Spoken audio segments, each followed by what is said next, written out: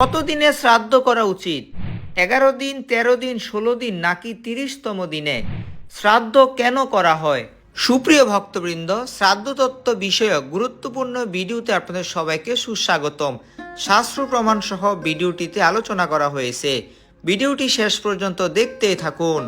আমরা সনাতন ধর্মকে যতই একজোট করবার চেষ্টা করি না কেন, যখনই পরিবারে কেউ মারা যান আর তখনই সেই ব্যক্তি শ্রাদ্ধ করার প্রসঙ্গ আসে, তখনই শুরু হয় আমাদের 13 দিন, তোমাদের 16 দিন, আবার তাদের 31 দিনের শ্রাদ্ধ। আবার কেউ কেউ তো শাস্ত্র খুলে দেখিয়ে দেয় ব্রাহ্মণ 11 দিনে, ক্ষত্রিয় 13 দিনে, বৈশ্য 16 দিনে আর শূদ্র 31 দিনে। প্রকৃতপক্ষে এই শ্রাদ্ধের প্রসঙ্গই আমাদের চোখে আঙ্গুল দিয়ে দেখিয়ে দেয় আমরা কত ভাগে বিভক্ত, অথচ শাস্ত্রের মধ্যেই এর সুন্দর সমাধান রয়েছে।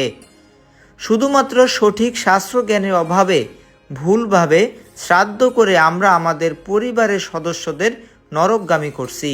সকলের নিকট অনুরোধ, ভিডিওটি মনোযোগ সহকারে শেষ পর্যন্ত দেখতে থাকুন। আশা করছি এই ভিডিও থেকে সকলেই উপকৃত হবেন। চলুন আমরা ভিডিওটি দেখতে থাকি। প্রথমে জানব শ্রাদ্ধ কাকে বলে।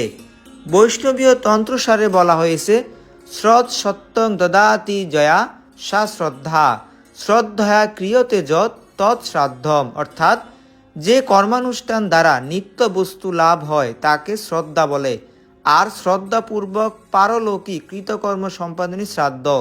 শ্রাদ্ধের বিভিন্ন প্রকার ভেদ। গরুড় পুরাণ, পদ্ম পুরাণ, মৎস্য পুরাণ, বরাহ পুরাণ আদি সহ বিভিন্ন বৈদিক শাস্ত্রে 12 প্রকার শ্রাদ্ধের উল্লেখ রয়েছে। সেগুলি হচ্ছে নিত্য নৈমিত্তিক, কাম্য, বৃদ্ধি, স্বপিণ্ডীকরণ, পার্বণ, গোষ্ঠী, শ্রদ্ধার্থ, কর্মাঙ্গ, দৈবিক, তীর্থ ও পুষ্টি। আমরা স্বপিণ্ডীকরণ শ্রাদ্ধ করে থাকি। পিতৃপুরুষকে দেওয়া অন্নকে পিণ্ড বলে, তাই পিতৃপুরুষের সাথে পিণ্ড গ্রহণকারী অন্যান্য মৃত ব্যক্তির উদ্দেশ্যে দেয়া পিণ্ড প্রদানকারী অনুষ্ঠানকে স্বপিণ্ডীকরণ বলা হয়। স্বপিণ্ড কারা? যেই কোনো লোক নিজেকে মধ্যবর্তী স্থানে রেখে গণনা করলে তার ঊর্ধ্বতন 6 পুরুষ এবং অধস্তন 6 পুরুষ পর্যন্ত লোকদের মধ্যে স্বপিণ্ডতা থাকে, ওই লোকগুলিকে ওই মধ্যবর্তী লোকটি স্বপিণ্ড বলা হয়। মূল পর্বে আসা যাক। সকল বর্ণের সনাতন ধর্মীরা কত দিনে শ্রাদ্ধ করবেন? সকল সমস্যার সূত্রপাত এই জায়গায়। মনুসংহিতায় কেউ মারা গেলে কত দিনে শুদ্ধ হবেন সেই বিষয়ে বিবরণ প্রদান করা হয়েছে। তা হচ্ছে ব্রাহ্মণ 10 দিনে, ক্ষত্রিয় 12 দিনে, বৈশ্য 15 দিনে এবং শূদ্র 30তম দিনে শুদ্ধ হবেন। আবার ঋষি শাতাতপ বলেছেন ক্ষত্রিয় 11তম দিনে, বৈশ্য 12 দিনে, শূদ্র 20 দিনে শুদ্ধ হবে। ঋষি বশিষ্ঠ বলেছেন ক্ষত্রিয় 15তম দিনে এবং বৈশ্য 20 দিনে শুদ্ধ হবে। অন্যদিকে অঙ্গিরস ঋষি বলেছেন ব্রাহ্মণ, ক্ষত্রিয়, বৈশ্য এবং শূদ্র সকল বর্ণই 10 দিন অশোচান্তে সূচি হবে। ঋষি বোধয়ন বলেছেন ক্ষত্রিয়, বৈশ্য, শূদ্র তারা বিপ্রগণে বান্ধব, তাদের অশোচ সেই বিপ্রের সমান 10 দিন হবে। আমরা দেখতে পেলাম যে ভিন্ন ভিন্ন জন ভিন্ন ভিন্ন বিধান প্রদান করেছেন। সহজে বোধগম্য যে সকলের বিধান আমাদের অনুসরণ অসম্ভব। মৎস্য পুরাণে বলা হয়েছে মৃত ব্যক্তি 12 দিন পর্যন্ত আপন গৃহেই থাকেন, জমালয়ে নীত হয় না। সেই ব্যক্তি 12 দিন পর্যন্ত আপনার গৃহ পুত্র কন্যাদিকে দেখতে পায়। গরুর পুরাণে উত্তরখণ্ডে বলা হয়েছে 13তম দিনে গরুর কর্তৃক গৃহীত সর্পের ন্যায় সেই জীবকে বন্দি করে যম কিঙ্করেরা জমালয়ে নিয়ে যেতে থাকে। গৃহপুত্র, কন্যা, আত্মীয় স্বজন কেহই তার সাথে যায় না। তাহলে সুস্পষ্টভাবে এই সিদ্ধান্তে উপনীত হওয়া আবশ্যক 11 দিনে শ্রাদ্ধ করা উচিত। চলুন দেখে আসি ভগবান শ্রীকৃষ্ণ স্বয়ং এই বিষয়ে কি বলেছেন। পরমেশ্বর ভগবান শ্রীকৃষ্ণ বলেছেন, যারা নিপুণভাবে শুদ্ধির ইচ্ছা করেন তারা স্বপিণ্ডের মৃত্যু হলে 10তম দিনে অশৌচ পালন করবেন এবং পুত্রাদি জননেও 10ম দিন অশৌচ পালন করবেন। গরুর পুরাণ উত্তরখণ্ড। যেহেতু ভগবানের বাক্যই একমাত্র প্রমাণ, তাই একমাত্র সিদ্ধান্ত সকল বর্ণের জন্য 10 দিন অশৌচ করতে হবে। ভগবান এই বিষয়ে আরও ব্যাখ্যা করেছেন, 10তম দিনে গ্রামের বাইরে গিয়ে কেশ নখ ছেদন করবে এবং স্নানান্তে পবিত্র হবে।